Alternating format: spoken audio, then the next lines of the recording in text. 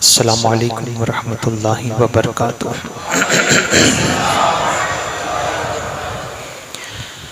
अल्हम्दुलिल्लाहि रब्बिल आलमीन वल आक़िबतुल मुत्तक़ीन वस्सलातु वस्सलामु अला सय्यिदिल अंबियाइ वल मुरसलीन अम्मा बाद फ़अऊज़ु बिल्लाहि मिनश शैतानिर रजीम बिस्मिल्लाहिर रहमानिर रहीम।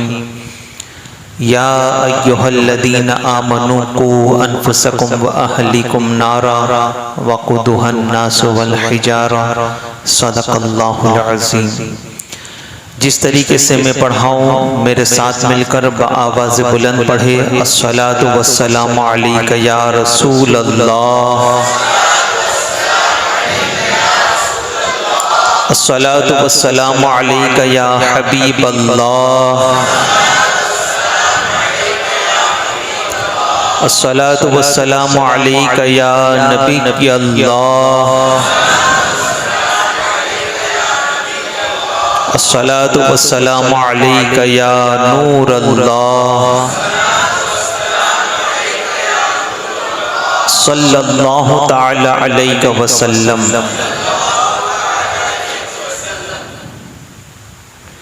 गौसे आज़म बमने बेसरो सामा मददे क़िबला-ए दी मददे काबा-ए ईमा मददे आला हज़रत मुजद्दिद दीन मिल्लत कंजुल करामत इमाम इश्क़ मोहब्बत हस्सानुल हिंद इमाम अहमद रज़ा खां मुहद्दिस बरेलवी अलैहि रहमत व रिज़वा हुज़ूर तातार कायनात सल्लल्लाहु तआला अलैहि वसल्लम की अज़मत व शान बयां करते हुए क्या खूब फरमाते हैं कि चमक तुझसे पाते हैं सब पाने वाले, चमक तुझसे पाते हैं सब पाने वाले, मेरा दिल भी चमका दे चमकाने वाले।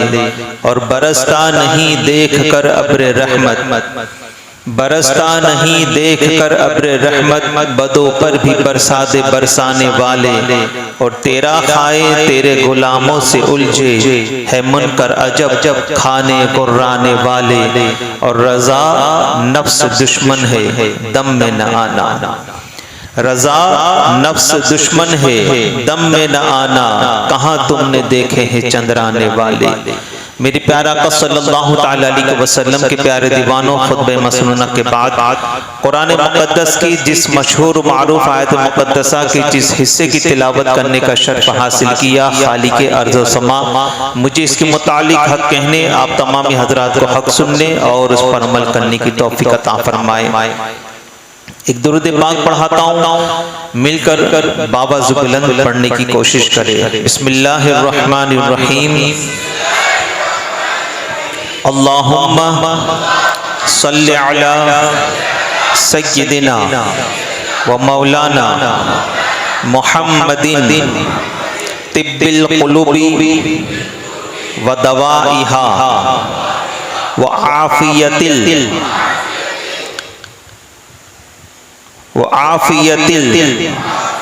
अब्दानी व शिफ़ाइहा व नूरिल अब्सारी व ज़ियाइहा व अला आलिही व सहबिही व बारिक व सल्लिम। अब अपने हाथों पर दम करके जहाँ आपको दर्द हो वहाँ पर फैल लीजिए।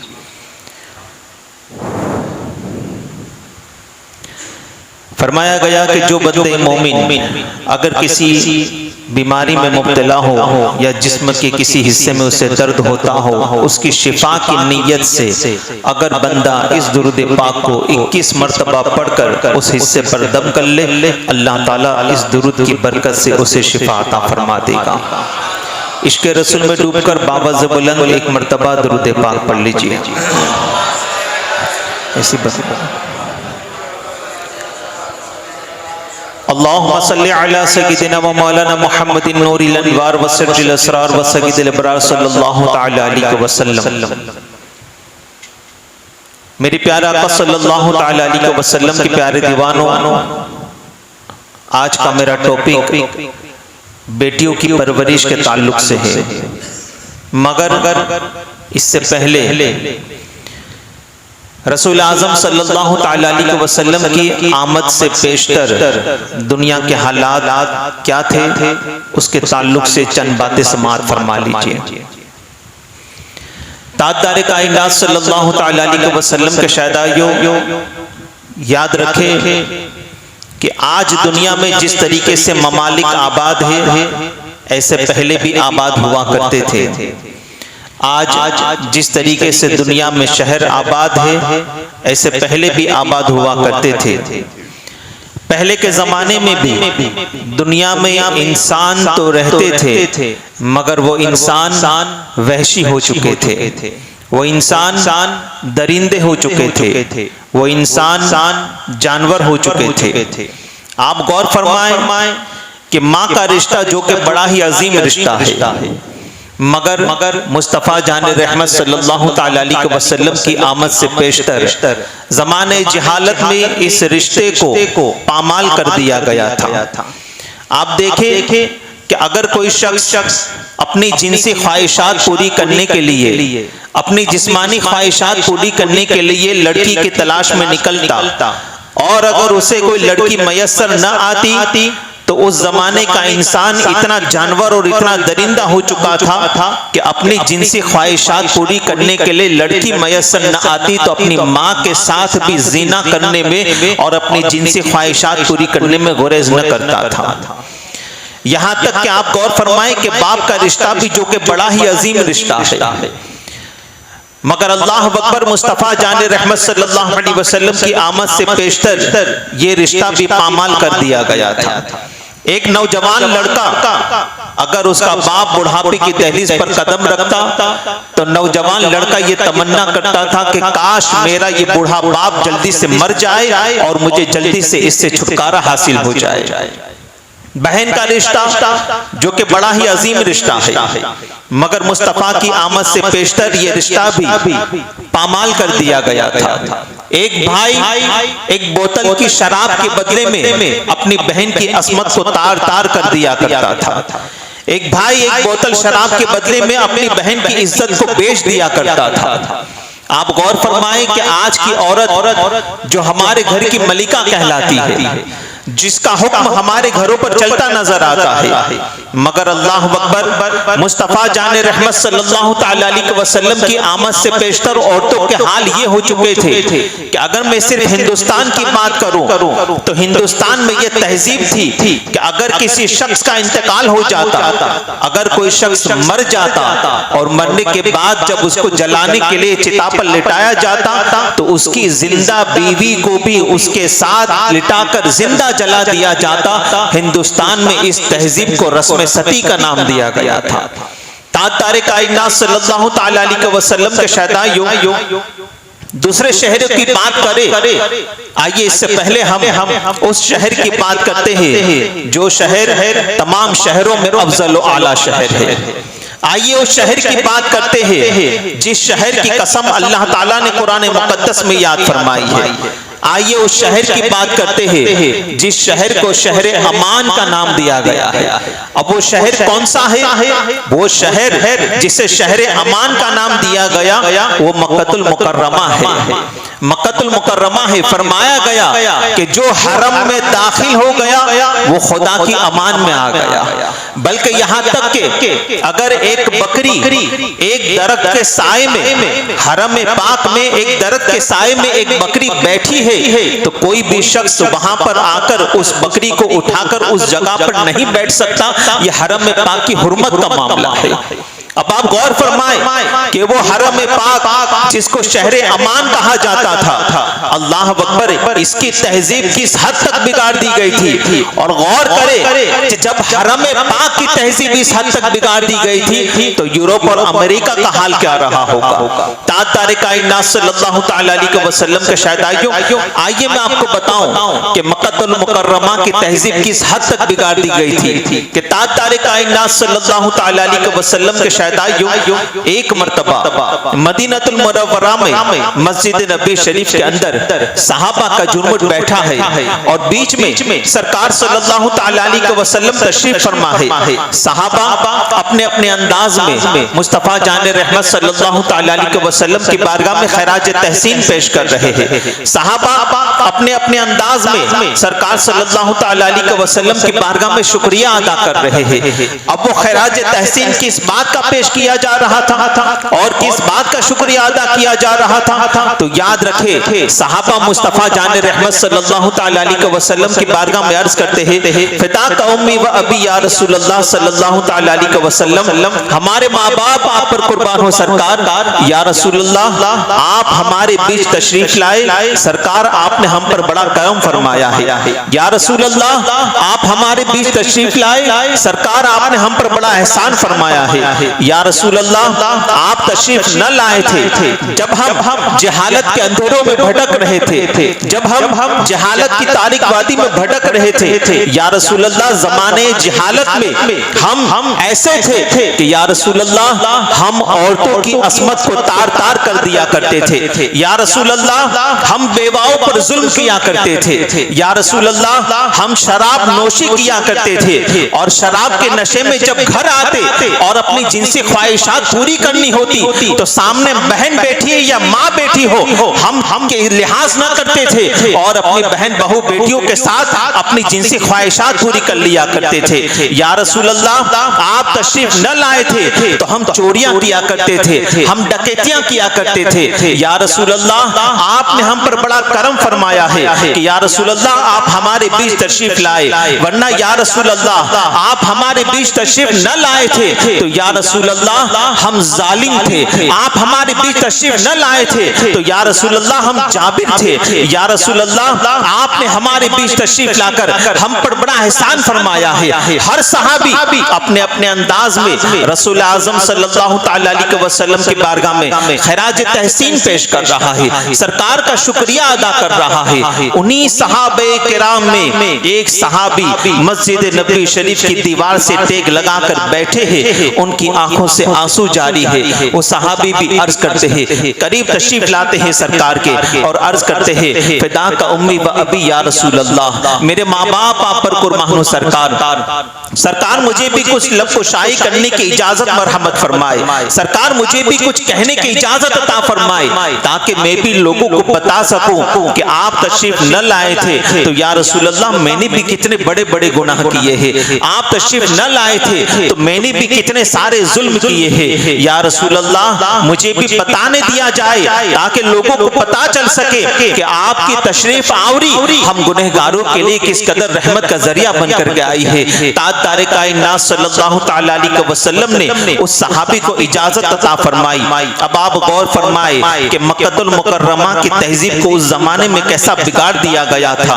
अल्लाह अकबर। वो सहाबी अर्ज करते हैं, या रसूलल्लाह सल्लल्लाहु तआला अलैहि वसल्लम, ये उस जमाने की बात है, ये इस्लाम से पहले की बात है। या रसूलल्लाह ये आपकी तशरीफ आवरी से पहले की बात है। या रसूलल्लाह ये जमाने जहालत की बात है। या रसूलल्लाह मुझे लगातार 3 बेटियां पैदा हुई थी, मुझे लगातार मेरे नसीब ही ऐसे थे। मगर याद रखो मुसलमानों, नसीब के आगे किसी की नहीं चला करती, नसीब के आगे किसी की नहीं चल सकती। वो साहबी अर्ज करते, या रसूलल्लाह मेरे नसीब ही ऐसे थे कि मुझे लगातार 3 बेटियां पैदा हुई, मगर मक्कतुल मुकर्रमा की तहजीब ये थी और लोग ये मानते थे कि जिस घर में बेटियां पैदा होती है वो घर मनहूसियत का घर समझा जाता था। या रसूलल्लाह जिस घर में बेटियां पैदा होती थी उस घर को बेबरकती का घर समझा जाता था। या रसूलल्लाह जिस घर में बेटियां पैदा होती थी उस घर को यह समझा जाता था कि इस घर से हमारे माबूदाने बातिल यानी लात और उज़्ज़ा हमसे नाराज है, इसलिए इस घर में बेटी पैदा हुई है। या रसूलल्लाह सल्लल्लाहु तआला अलैहि वसल्लम मेरे घर में लगातार 3 बेटियां पैदा हुई तो यके बाद दिगर मक्कतुल मुकर्रमा की तहजीब के मुताबिक मैंने अपनी तीनों बेटियों को जमीन के अंदर दरगोर कर दिया, मैंने अपनी तीनों बेटियों को जमीन में जिंदा दफन कर दिया। मगर या रसूलल्लाह एक वक्त ऐसा भी आया कि मैं तिजारत की गर्ज से कुछ महीनों के लिए मक्का से बाहर जाने वाला था।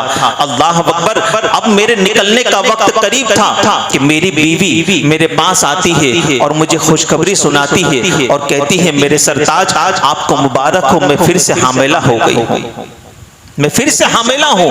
अल्लाह अकबर। वो साहबी अर्ज करते, या रसूल अल्लाह, जैसे ही मैंने ये सुना मैं खुशी के मारे झूम उठा कि फिर से एक गुलाब मेरे आंगन में खिलने वाला है, फिर से एक बच्चा मेरे आंगन में आने वाला है। मगर निकलते निकलते मैंने अपनी बीवी को अपने करीब बुलाया और उसके शिकम पर मैंने हाथ रखा और मैंने अपनी बीवी से कहा, ए मेरी शरीक हयात सुनो, अगर बेटी पैदा हो तो हस्बे मामूल जिस तरीके से 3 बेटियों को जिंदा जमीन में दरगोर कर दिया, इसे भी दफन कर देना, और अगर बेटा पैदा हो तो मैं तुम्हें वसीयत करता हूं कि तुम अच्छी परवरिश करना, उसकी अच्छी परवरिश करना, उसको अच्छे अखलाक और आदाब सिखाना। और भी बहुत सी मैंने उसको नसीहतें की और फिर मैं वहां से चल दिया।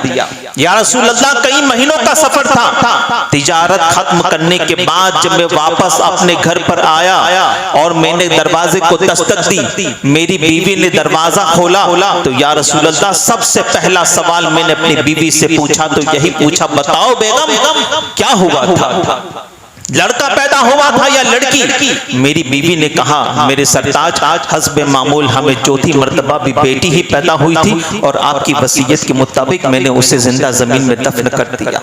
खैर मियाँ बीवी के दरमियान बात हुई, बात होकर भुला दी गई। महीने गुजरने लगे, साल गुजरने लगे। वो सहाबी अर्ज करते, या रसूलुल्लाह सल्लल्लाहु तआला अलैहि वसल्लम, फिर से मुझे तिजारत की गर्ज से करीब ही एक गांव में जाने का हुआ। या रसूलुल्लाह, जब मैं वहां पर पहुंचा तो जो काम मेरा कुछ दिनों में खत्म होने वाला था वो काम मेरा कुछ घंटों में खत्म हो गया और मैं अपने घर की तरफ वापस पलटा और मैं उस वक्त घर पहुंचा जो वक्त मेरा घर पर आने का नहीं था।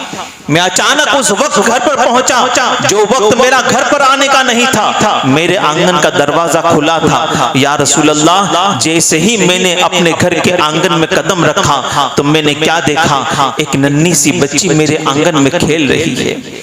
एक नन्ही सी बच्ची मेरे आंगन में खेल रही है। बार बार वो नन्ही सी बच्ची मेरे बीवी के सीने से चिपट रही है और उसे माँ माँ कह रही है और मेरी बीवी भी दुनिया वालों से बेपरवाह होकर उस बच्ची को अपने सीने से लिपटा रही है और उसके साथ खेल रही है। अल्लाह अकबर। जैसे ही मैंने उस लड़की को अपने आंगन में देखा, फौरन मेरे जलाल भरी निगाह से अपनी बीवी को मुखातिब किया और मैंने अपनी बीवी से कहा, ए बेगम बताओ आखिर ये लड़की कौन है और इसके साथ तुम्हारा रिश्ता क्या है और ये तुम्हें माँ माँ क्यों कह रही है? अल्लाह अकबर। या रसूल अल्लाह, जैसे ही मेरी बीवी ने मुझको अचानक ऐसे वक्त पर घर पर देखा तो मेरी बीवी भी घबरा गई और घबराहट के मारे वो फौरन मेरे पास आई और मेरी बीवी मेरे कदमों में गिर गई और मेरी बीवी मुझको कहती है, ए मेरे सरताज, आप बुढ़ापे की उस दहलीज पर पहुंच चुके हैं कि अब आपको औलाद नहीं हो सकती। मैं भी बुढ़ापे की उस दहलीज पर पहुंच चुकी हूँ कि अब मुझको भी औलाद नहीं हो सकती। ऐ मेरे सरताज,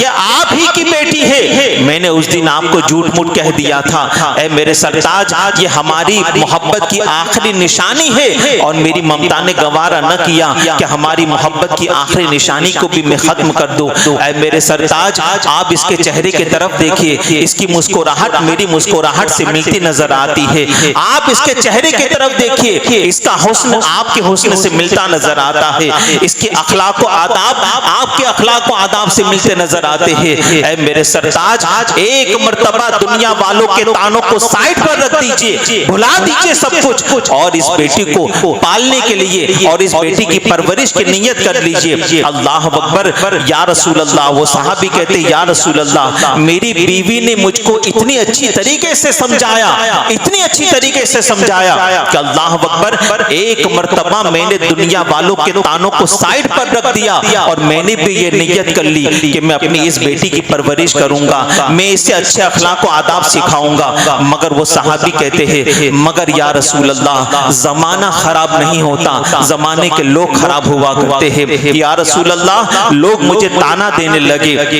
लोग मुझे ताना देने लगे कि तेरे घर में बेबरकती पल रही है, तेरे घर में मनहूसियत छा गई है, तेरे घर में लात और उज़्ज़ा तेरे घर से, हमारे माबूदाने बातिल तेरे घर से नाराज है, इसीलिए तेरे घर में बेटी पैदा हुई है। या रसूल अल्लाह, मैं दुनिया वालों के तानों से इतना थक चुका था, इतना थक चुका था कि आखिरकार मैंने ये इरादा कर लिया कि मैं अपनी इस घर की बेबरकती को खत्म करके रहूंगा, मैं अपने घर की इस मनहूसियत को खत्म करके रहूंगा, मैं अपने माबूदाने बातिल लात और उज़्ज़ा को खुश करके रहूंगा। इसी इरादे से मैं वापस अपने घर की तरफ पलटा। अचानक मैंने देखा कि मेरी बीवी अपनी बच्ची के साथ खेल रही थी। मैं फौरन अपने आंगन में गया और मैंने अपनी बीवी से कहा, ऐ मेरी शरीका ये हयात, क्या ये बेटी सिर्फ तुम्हारी है? क्या तुम्हारे साथ ही ये खेलेगी? क्या इस पर सिर्फ तुम्हारा हक है, मुझ पर इसका कोई हक नहीं? अल्लाह अकबर। या रसूल अल्लाह, मेरी बीवी ने जब अपनी बेटी के लिए मोहब्बत भरे जुमले मेरी ज़बान से सुने तो मेरी बीवी मुझ पर फरेफ्ता हो गई और फौरन अपनी नन्ही सी बच्ची को उठाकर मेरी गोद में रख दिया। और मेरी बीवी कहती है, क्यों नहीं मेरे सरताज, ये आपकी भी बेटी है, ये आपकी भी बेटी है और आप भी उस पर इतना ही हक रखते हो जितना कि मैं उस पर हक रखता हूँ। अल्लाह अकबर। मेरी बीवी ने अपनी बेटी को मेरे सुपुर्द कर दिया और या रसूल अल्लाह, चूंकि रात हो चुकी थी तो मेरी बीवी बेपरवाह होकर ऐसी आराम से सुकून की नींद सो गई, गोया कि मेरी बीवी ये सोचकर सो गई कि मेरी बेटी अपने बाप के कब्जे में है और उसका बाप उसको जरा भी खरोच नहीं आने देगा। अल्लाह अकबर। या रसूल अल्लाह, मैं अपनी बेटी को अपने सीने पर रखकर सो गया और रात के पिछले पहर का इंतजार करने लगा। या रसूल अल्लाह, जैसे ही रात का पिछला पहर गुजरने लगा, फौरन मैं अपनी नन्ही सी बच्ची को लेकर उठा और या रसूल अल्लाह, मक्कतुल मुकर्रमा के मकान का एक दरवाजा आधी रात को खुला। वो सहाबी रोते रोते अर्ज करते, या रसूल अल्लाह, मक्कतुल मुकर्रमा के मकान का एक दरवाजा खुला और फौरन मैं अपनी नन्ही सी बच्ची को लेकर भागने लगा। मगर या रसूल अल्लाह, चूंकि अंधेरा बहुत था, मैं भाग रहा था। ताजदार कायनात सल्लल्लाहु अलैहि वसल्लम के शहदाइयों, आप गौर फरमाए कि आज के दुनिया का इंसान भी अपनी बेटी को अपनी गोद में लेकर रात के अंधेरे में भाग रहा होगा। वो इसलिए भागता होगा कि शायद बेटी बीमार है और इसको डॉक्टर के पास ले जाया जाए ताकि उसकी जान बच जाए। ये मुस्तफा की आमद के बाद का बाप है जो अपनी बेटियों को बचाने के लिए भागा करता है। वो मुस्तफा की आमद से पहले का बाप था जो अपनी बेटियों को मारने के लिए भागा करता था।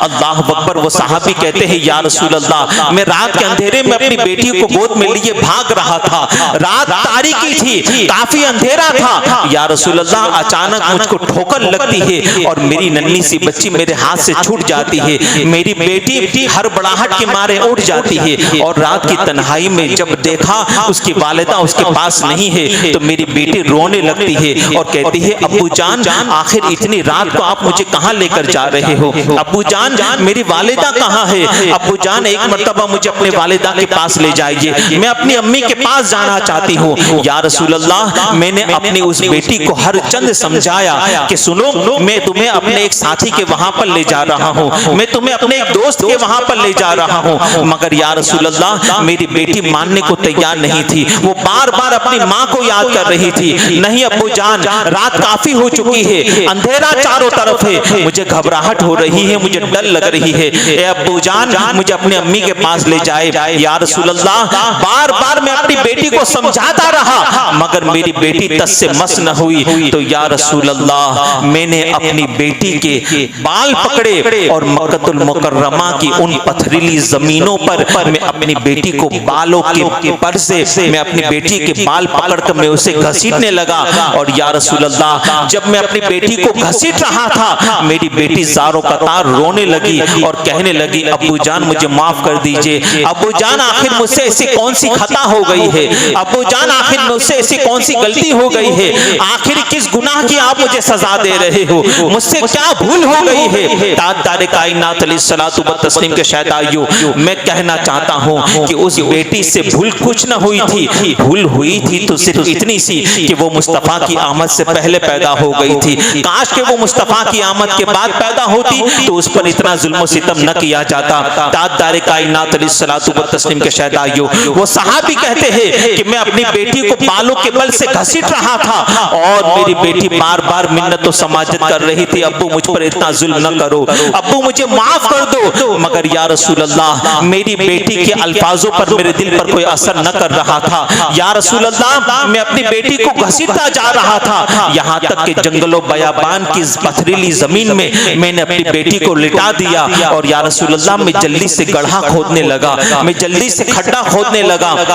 या रसूल अल्लाह, जब मैं गड्ढा खोद रहा था तो मेरी नन्ही सी बच्ची अपने नन्हे नन्हे हाथों से मेरे दामन को साफ कर रही थी और कह रही थी, अब्बू जान, ये मिट्टी आपके कपड़े को खराब कर रही है। अब्बू जान, आखिर ये गड्ढा क्यों खोद रहे हो? अब्बू जान, देखिए ये मिट्टी आपके दामन को खराब कर रही है। या रसूल अल्लाह, मेरी नन्ही सी बच्ची मेरा दामन गर्द आलूद हो जाए, मिट्टी से खराब हो जाए, वो देखना पसंद न कर रही थी और मैं अपनी बेटी के खून से अपने हाथों को रंगने जा रहा था। या रसूल अल्लाह सल्लल्लाहु तआला अलैहि वसल्लम, आखिरकार जब गड्ढा खुद गया तो या रसूल अल्लाह, मैंने अपनी उस 6 साला नन्ही सी बच्ची को गड्ढे के अंदर धक्का दे दिया।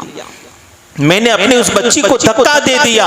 या रसूल अल्लाह, वो गड्ढे के अंदर जाकर भी रो रही है और मुझसे माफी तलब कर रही है, अब्बू जान मुझे माफ कर दीजिए, अब्बू जान मुझ पर इतना जुल्म न कीजिए, अब्बू जान आखिर किस खता की मुझे सजा दी जा रही है, मेरी वालिदा के पास मुझे एक मर्तबा ले जाइए। मगर या रसूल अल्लाह, मैं जल्दी जल्दी उस गड्ढे के अंदर मिट्टी डालने लगा, मगर या रसूल अल्लाह, मैं इस तरफ मिट्टी डालता तो मेरी बेटी इस तरफ सरक जाती, मैं इस तरफ मिट्टी डालता तो मेरी बेटी इस तरफ सरक जाती। मैंने सोचा कि अगर ऐसा ही होता रहा तो सुबह की पौ फट जाएगी और लोगों को पता चल जाएगा। तो या रसूल अल्लाह, मैंने जंगलों बयाबान से एक भारी सा पत्थर उठाया और जोर से अपनी बेटी के सर पर दे मारा। या रसूल अल्लाह, मेरी बेटी ने जंगलों बयाबान में एक जोरदार चीख पुकारी और वो चीख हमेशा के लिए खामोश हो गई, हमेशा के लिए खामोश हो गई। फिर या रसूल अल्लाह, मैंने जल्दी जल्दी गड्ढा पूरा और जमीन को यकसा कर दिया और या रसूल अल्लाह, सीना फुलाकर मैं अपने घर की तरफ ये सोच कर जाने लगा कि मैंने अपनी घर की बेबरकती को खत्म कर दिया है, मैंने अपने घर की मनहूसियत को खत्म कर दिया है, मैंने अपने माबूदाने बातिल लात उज़्ज़ा को राजी कर दिया है।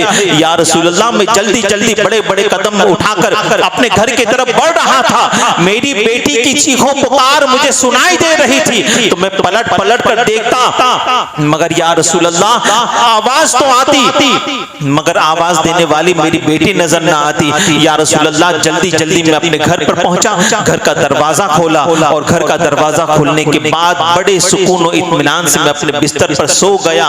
ये सोचकर मैंने अपने माबूदान बातिल को राजी कर दिया है। वो सहाबी रोते रोते अर्ज करते हैं, या रसूल अल्लाह, आज भी जब वो वाकया मुझे याद आता है, या रसूल अल्लाह, रातों को नींद नहीं आती। आज भी जब मेरी बेटी की वो पुकार, वो चीख जब मेरे कानों से टकराती है, या रसूल अल्लाह, घर के कोने में बैठकर दो जानू होकर बड़ा रोता हूँ। या रसूल अल्लाह, जब भी मेरी वो 6 साला बेटी मुझे याद आती है, रातों को करवटें बदलता रहता हूँ, नींद नहीं आती। अल्लाह अकबर। वो सहाबी ने रोते रोते जब मुस्तफा जाने रहमत की तरफ निगाह की तो वो सहाबी ने क्या देखा कि सरकार सल्लल्लाहु तआला अलैहि वसल्लम भी गर्दन झुकाए ज़ारो कतार रो रहे हैं। अरे मेरे सरकार तो इतना रोए कि सरकार की दाढ़ी मुबारक आंसुओं से तर हो गई। ताजदार कायनात सल्लल्लाहु तआला अलैहि वसल्लम लगातार रोते रहे, यहाँ तक कि रोने के बाद जब कुछ इफाका हुआ तो मेरे आका सल्लल्लाहु अलैहि वसल्लम ने अपनी गर्दन मुबारक उठाई और एक जलाल भरी निगाह सहाबा पर डाली और मेरे सरकार फरमाते हैं, ऐ लोगों सुन लो, मेरी आमद से पहले तुम्हें जो करना था तुमने कर लिया, अब सुन लो, तुम्हारा नबी मोहम्मद भी बेटियों का बाप बन करके आया है और मैं तुम्हें बशारत देता हूँ कि जिस शख्स के वहां पर बेटी पैदा हो और वो उसकी अच्छी परवरिश करे, मैं उस बाप को जन्नत की बशारत देता हूँ।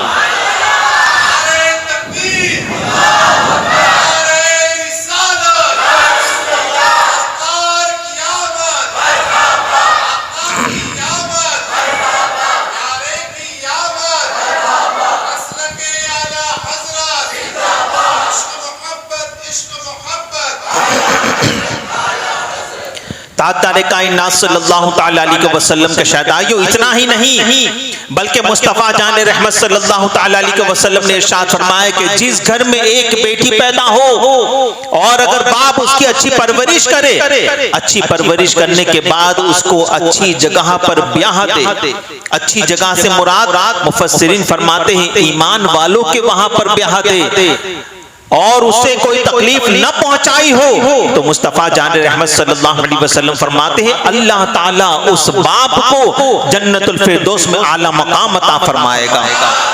इतना ही नहीं बल्कि कुर्बान मुस्तफ़ा जान रहमत के उन सहाबा की अजमत पर कि साहबा अर्ज़ करते या रसूल अल्लाह अगर किसी की 3 बेटियां हो तो, अगर किसी की 3 बेटियां हो तो मेरे मुस्तफ़ा जान रहमत सल्लल्लाहु अलैहि वसल्लम ने इरशाद फरमाया हाँ अगर किसी के वहां पर 3 बेटियां पैदा हो और बाप उसकी अच्छी परवरिश करे और माँ उसे अच्छी तालीम दे और उसे अच्छी जगह पर ब्याह दे, मेरे मुस्तफ़ा जान रहमत सल्लल्लाहु अलैहि वसल्लम फरमाते वो माँ और वो बाप मेरे साथ जन्नत में दाखिल होंगे, मेरे साथ जन्नत में दाखिल होंगे। इतना ही नहीं बल्कि मुस्तफ़ा जान रहमत सल्लल्लाहु अलैहि वसल्लम इरशाद फरमाते हैं जिस घर में बेटी पैदा होती है उस घर में अल्लाह की रहमतों का नुज़ुल हुआ करता है। बल्कि सरकार सल्लल्लाहु तआला अलैहि वसल्लम ने इरशाद फरमाया कि जिस घर में बेटी पैदा होती है अल्लाह तबारक व तआला उसके बाप की रोजियों में बरकतें अता फरमा दिया करता है, बाप की रोजी में बरकतें अता फरमा दिया करता है। ताजदार कायनात सल्लल्लाहु तआला अलैहि वसल्लम के शहदाइयों, आप गौर फरमाएं कि हमारे मुआशरे में अगर लड़का पैदा होता है तो लोग खुशियों का इजहार करते हैं और अगर लड़की पैदा हो तो लोग टेंशन में आ जाते हैं, लोगों का मॉरल डाउन होता नजर आता है। ताजदार कायनात सल्लल्लाहु तआला अलैहि वसल्लम के शहदाइयों, आप देखें हमारे मुआशरे की अगर मैं बात करूं तो अक्सर देखा जाता है कि जब लड़का पैदा होता है तो पेंडे बांटे जाते हैं और लड़की पैदा होती है तो जलेबियां बांटी जाती है। ये फर्क क्यों? ये फर्क क्यों? ये अपने ज़मीर से पूछिए, आप अपने ज़मीर से पूछिए कि आखिर ये मैंने फर्क क्यों किया? बेटी की पैदाइश पर पेंडे और लड़की की पैदाइश पर जलेबी। ये फर्क हमें बता रहा है कि कहीं ना कहीं हमारा दिल दुखा है बेटी की पैदाइश पर, कहीं ना कहीं हमारा दिल दुखा है। और ताजदार कायनात सल्लल्लाहु तआला अलैहि वसल्लम के शहदाइयों, शायद मुझे ऐसा लगता है कि बेटों की पैदाइश पर, लड़कों की पैदाइश पर लोग इसलिए खुश होते होंगे कि चलो भाई लड़का पैदा हुआ है, अब ये जवान होगा तो जवान होने के बाद अच्छी पढ़ाई करने के बाद कारोबार करेगा, तिजारत करेगा और तिजारत करने के बाद हमारे लिए बैंक बैलेंस का जरिया बनेगा और हमारे बुढ़ापे का सहारा बनेगा। शायद बेटे की पैदाइश पर लोग इसलिए खुश होते होंगे और बेटियों की पैदाइश पर लोगों का मॉरल इसलिए डाउन हो जाता है कि लोग ये सोचते हैं कि यार बेटी पैदा हुई है, अब इसे पालो, इसकी परवरिश करो, इसके पीछे लाखों रुपया खर्च करो और जब ये बेटी जवान हो जाए, 18-20 साल की हो जाए तो 18-20 साल की होने के बाद भी ये हमें कुछ नहीं देगी, उल्टा इसकी शादी के पीछे हमें ही 4-5 लाख रुपए खर्चा करना पड़ेगा। शायद इसीलिए लोग टेंशन में आ जाते हैं बेटियों की पैदाइश पर।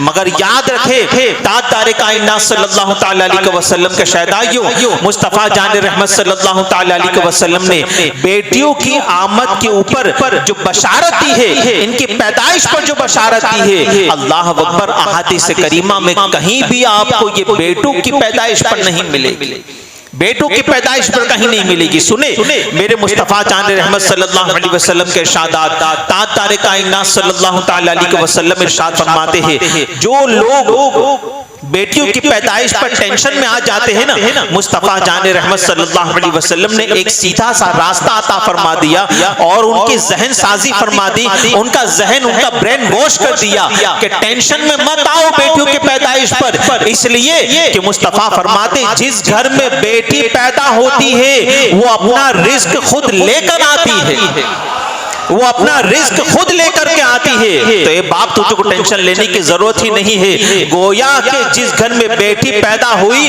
अल्लाह अकबर, वो तेरे लिए कारोबार में बरकत का जरिया बनकर के पैदा हुई है, तेरे लिए कारोबार में बरकत का जरिया बनकर के पैदा हुई। इतना ही नहीं बल्कि मुस्तफ़ा जान रहमत सल्लल्लाहु तआला अलैहि वसल्लम एक और हदीस पाक सरकार फरमाते हैं जिस घर में बेटी पैदा होती है अल्लाह उस बाप की रोजी को बढ़ा दिया करता है, उस बाप की रोजी को। अब ये बशारत बेटों की पैदाइश पर तो नहीं है, ये बशारत बेटों की पैदाइश पर तो नहीं, अल्लाह उस बाप की रोजी को बढ़ा दिया करता है। इतना ही नहीं बल्कि आप गौर फरमाए कि तारे कायनात सल्लल्लाहु तआला अलैहि वसल्लम ने इरशाद फरमाया कि जिसके घर पर 3 बेटियां पैदा हो, जिसके घर पर 3 बेटियां पैदा हो और वो बाप उसके अच्छे नाम रखे, माँ बाप उसके अच्छे नाम रखे, अच्छी रिहाइश दे, यानी उनकी अच्छी परवरिश करे और अच्छी जगह उन्हें रखे, और अच्छी परवरिश करने के बाद अच्छी जगह पर उन्हें ब्याह दे।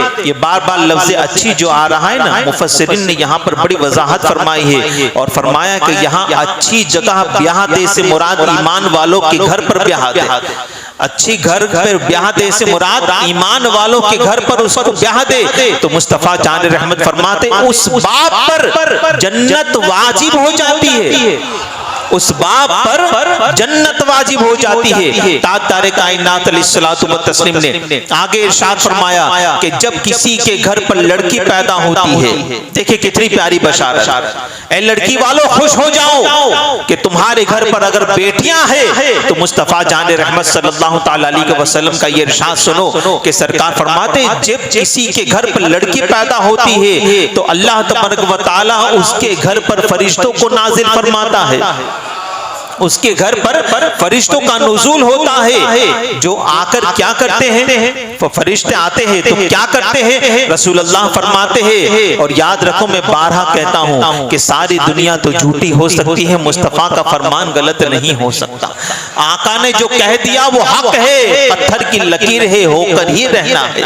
क्या फरमाया प्यारे मुस्तफ़ा ने, जिस घर में बेटी पैदा होती है फरिश्तों का नुज़ूल उस घर पर होता है, फरिश्ते आते हैं और फरिश्ते आकर क्या करते हैं, तो सरकार फरमाते हैं कि फरिश्ते कहते हैं ए घर वालों तुम पर अल्लाह की सलामती हो, ए घर वालों तुम पर अल्लाह की सलामती हो। फिर वो फरिश्ते उस बच्ची के सर पर अपने हाथ को फेरते हैं और उन्हें अपने परों के साए में ढांप लेते हैं, उस बच्ची को अपने परों के साए में ढांप लेते हैं और परों के साए में ढांपने के बाद उसके सर पर अपना नूरानी हाथ फेरते हैं और फिर फरिश्ते कहते हैं, क्या कहते हैं, फरिश्ते कहते हैं, रसूल अल्लाह फरमाते हैं कि फरिश्ते कहते हैं ये एक नातवा और एक कमजोर जान है, ये एक नातवा और एक कमजोर जान है और ये एक कमजोर जान से पैदा हुई है। और रसूलुल्लाह फरमाते हैं कि फरिश्ते आगे कहते हैं कि जो शख्स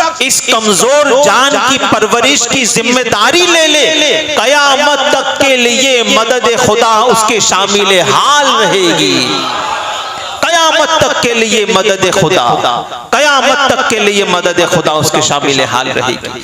तारे कायनात सल्लल्लाहु अलैहि वसल्लम के शहदा, ये फिर कहूंगा ये बशारत बेटों के लिए तो नहीं है, बेटियों के लिए, कयामत तक के लिए अल्लाह की मदद उसके साथ रहेगी। और आप गौर फरमाए रसूलुल्लाह फरमाते हैं किसी प्यारी बशारत और कितनी प्यारी निस्बत कि सरकार ने फरमाया कि बेटियों की पैदाइश पर गम न किया करो।